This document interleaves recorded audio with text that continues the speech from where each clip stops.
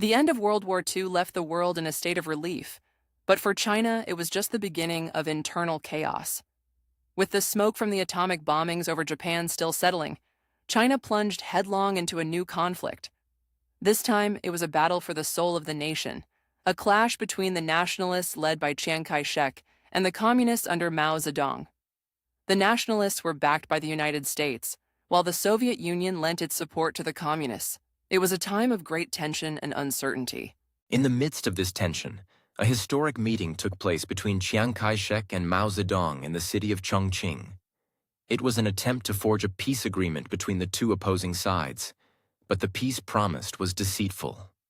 They clinked glasses, smiled for the photographers, and signed what seemed like a hopeful agreement for reconstruction.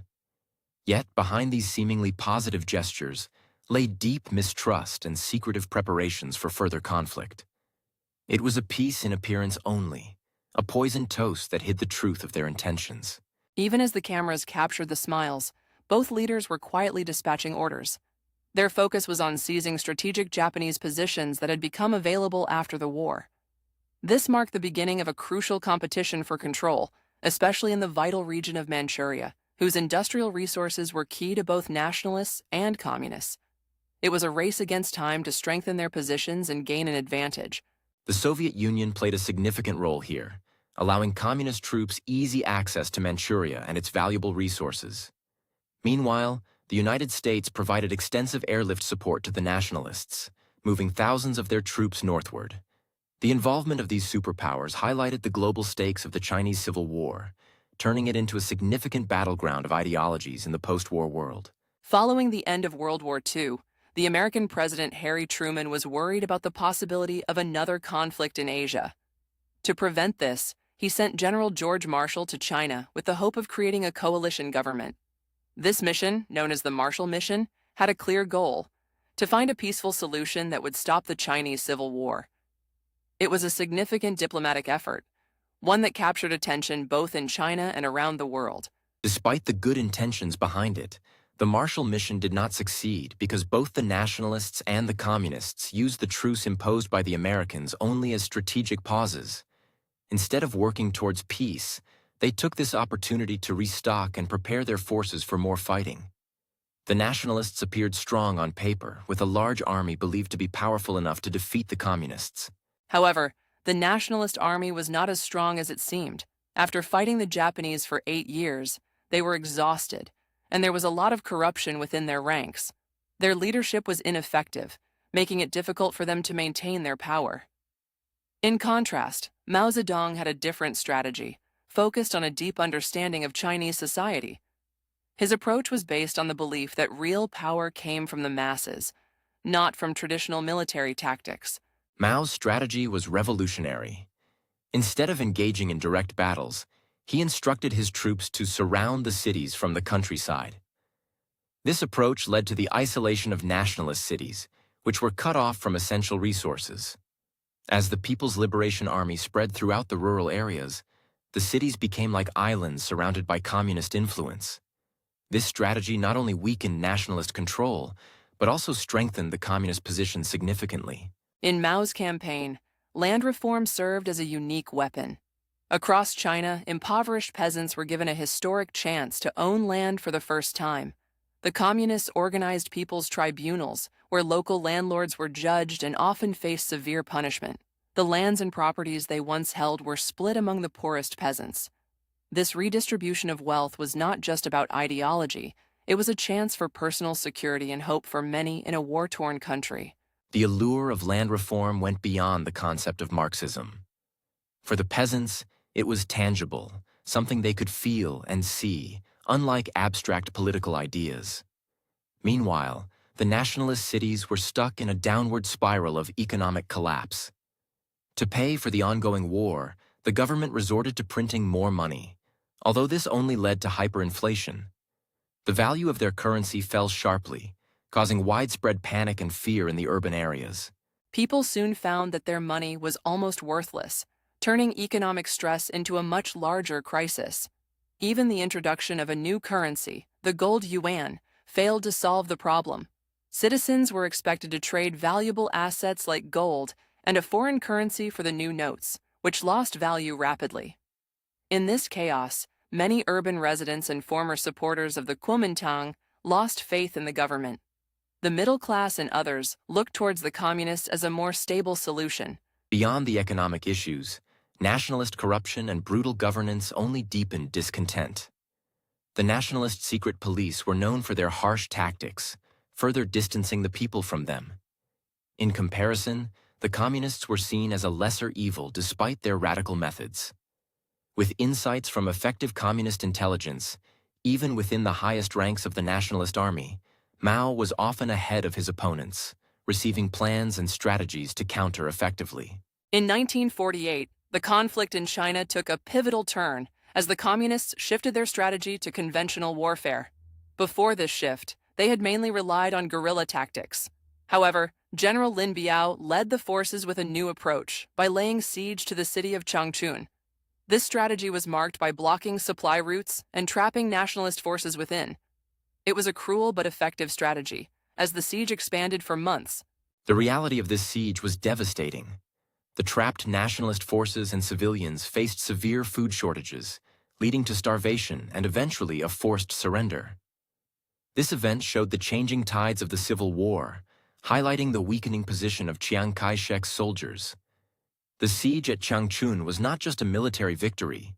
It symbolized the collapse of the nationalist army's central strength and marked a significant shift in power. One of the most decisive events came with the Huaihai campaign, which played a crucial role in the communists' success.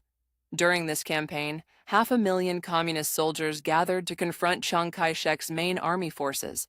A significant factor in their success was the incredible support from millions of peasants, who provided logistical help, moving supplies on simple wheelbarrows across challenging conditions. Their support ensured that communist troops remained well supplied and effective. The impact of mass surrenders during this period cannot be underestimated. Seeing the success of the communist forces and the collapse of nationalist positions, many generals switched sides, taking their troops and American-supplied weapons over to the communists. This shift weakened the nationalist resolve even further, as entire divisions changed allegiance, handing valuable equipment to the communists and lowering the morale of nationalist troops. As we move into 1949, the communists began their encirclement of Beijing, marking a key moment in their drive towards victory. The city's nationalist commander, General Fu Zuoyi, faced a difficult choice.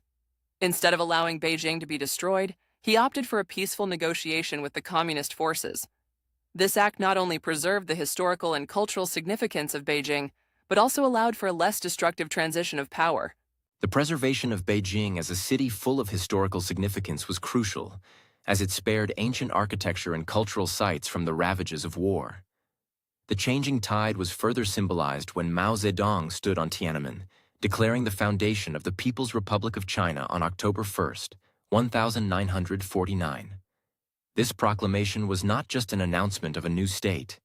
It also marked a profound statement of national liberation and strength, as he famously declared that the Chinese people had stood up.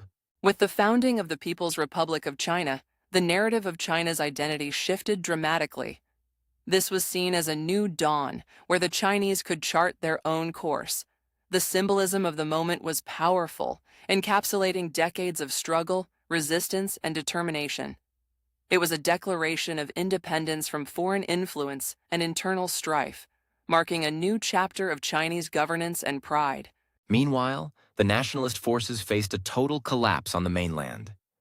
Recognizing the untenable situation, Chiang Kai-shek initiated a strategic retreat, focusing on securing his position in Taiwan. This move underscored the collapse of nationalist control and the complete transformation of political power. While a new regime was rising on the mainland, the nationalists were in full retreat, planning their future on a smaller yet significant island. After the communist victory on the mainland, Chiang Kai-shek realized he needed a new strategy. His plan was to transform Taiwan into a fortress that could resist any communist attempts to take over. To do this, he orchestrated a secret mission to move China's gold reserves across the Taiwan Strait. This gold was crucial for funding the new government and ensuring the financial stability of Taiwan under the nationalist regime. Along with the gold, A significant cultural shift happened as valuable treasures from the Forbidden City in Beijing were carefully packed and transported to Taiwan. These treasures included priceless art pieces, ancient manuscripts, and historical artifacts. This operation mirrored the massive movement of people and resources, as 2 million people, including soldiers, intellectuals, and business leaders, fled to Taiwan amidst the chaos of the communist takeover on the mainland. The exodus to Taiwan was marked by desperation, as overcrowded ships and planes carried as many people as possible in a bid to escape the advancing communist forces. This escape was not just a physical move, but carried the hopes and dreams of those who saw Taiwan as the last bastion of nationalist ideals. As these mainland refugees arrived in Taiwan, they faced a rough transition, bringing with them memories and the traumatic experience of displacement. This influx created tensions with the native Taiwanese population, who had lived under Japanese rule and had their own cultural identity. The immense pressure resulted in events such as the February 28th incident of 1947, where nationalist troops brutally suppressed local unrest, tragically leading to thousands of deaths. This event became central in the narratives of both sides and left a mark on the relationship between the new arrivals and native Taiwanese. The Chinese Civil War left a lasting geopolitical wound, affecting not just China but the entire world. The war had seen the improbable rise of a peasant revolution triumphing against a well-equipped nationalist army. One event that particularly shocked Western powers was the HMS Amethyst incident. This episode, where communist artillery engaged Western ships, symbolized a clear end to the old way of conducting diplomacy on Chinese waters. The firing on Western ships was a strong statement against the previous era of gunboat diplomacy. This message was loud and clear. China would not allow foreign powers to operate with impunity on its rivers anymore. The new regime in China wanted to assert its sovereignty and power, showing the world that they were determined to stand firm and defend their dignity against foreign influence. With Mao Zedong's declaration, the People's Republic of China began consolidating its power. However, this was not without its challenges. The early years were marked by political shifts and ideological debates as the communists worked to restructure the nation. They faced obstacles in unifying such a diverse country under socialist ideals, while also striving to modernize and stabilize the economy. The ideological and practical changes in China also had ripple effects on Taiwan and the wider world. In Taiwan, the nationalist regime had to come to terms with being an island holding on to its governance amid a massive shift on the mainland. Globally, the Civil War and its aftermath altered international relations, as countries had to decide how they would engage with the new leadership in China, setting the stage for decades of ideological competition. If you found this journey through history insightful, please take a moment to like and subscribe to our podcast. Your engagement helps us bring more intriguing content like this to a broader audience. Don't forget to share your thoughts and discuss the episode with others who are passionate about history and its continuous impact on our world.